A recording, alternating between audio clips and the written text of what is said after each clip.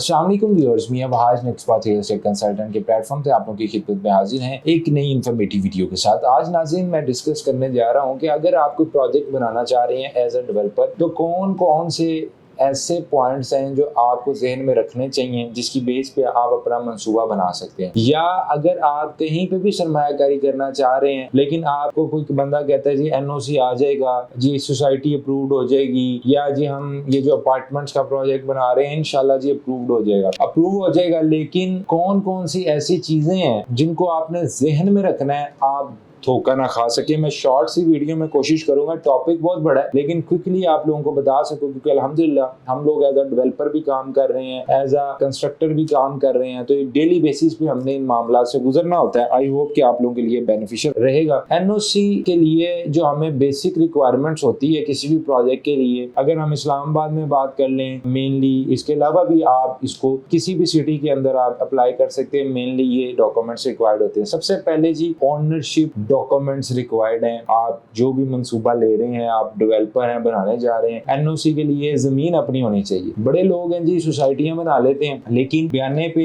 जो है वो जमीन ले लेते हैं, किराए पे जमीन ले लेते हैं, काम चल जाएगा जी, बाद में पैसे इकट्ठे करके रजिस्ट्रियां करा रहे होते हैं। लेकिन ऐसे तमाम मंसूबों में आपकी इन्वेस्टमेंट फंस सकती है। इसलिए ओनरशिप के डॉक्यूमेंट्स जी लाजम रखे हैं हमारे अदारों ने, जिसमें आपकी फर्द हो जाती है, रजिस्ट्री हो जाती है, इसके अलावा डिमॉर्केशन सर्टिफिकेट होना चाहिए जिसे अक्स शजरा कहते हैं, इसके अलावा जी एनईसी होना चाहिए, इसके अलावा जी गिरदवारी चाहिए होती है शामलाती लैंड के लिए, इसके अलावा जी प्लानिंग परमिशन सर्टिफिकेट रिक्वायर्ड है, लेआउट प्लान अप्रूवल लेटर होना चाहिए, इसके अलावा बिल्डिंग डिजाइन अप्रूवल होना चाहिए मुतलका जो अथॉरिटी बनी हुई है डीवी के नाम से, इसके अलावा स्ट्रक्चर स्टेबिलिटी सर्टिफिकेट होना चाहिए। सिक्स्थ में बात है थर्ड पार्टी का जो है उसकी भी जो है सर्टिफिकेट्स आने चाहिए। इसके अलावा मैकेनिकल, इलेक्ट्रिकल एंड प्लम्बिंग उसकी जो ड्राइंग्स होती हैं वो तमाम की भी सर्टिफिकेशन होनी चाहिए। फिर बिल्डिंग प्लान का जो अप्रूवल होना चाहिए। फिर अगर आपकी प्रॉपर्टी मिसाल के तौर पर जीटी रोड के ऊपर है तो एनएचए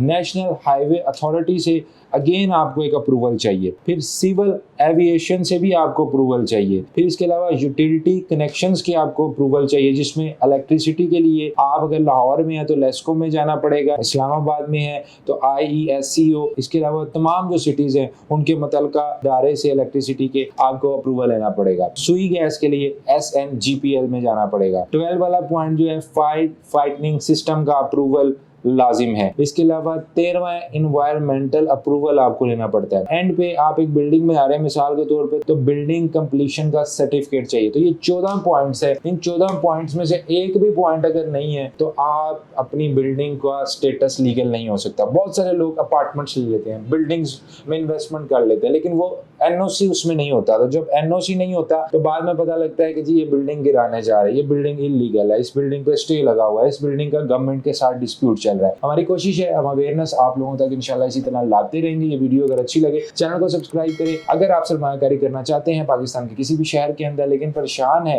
कि कहाँ पे सरमायाकारी की जाए, तब भी आप नेक्स्ट पाथ कंसल्टेंट्स की सर्विसेज का इंतखाब कर सकते हैं। हमारे कॉन्टैक्ट नंबर नीचे आ रहे हैं।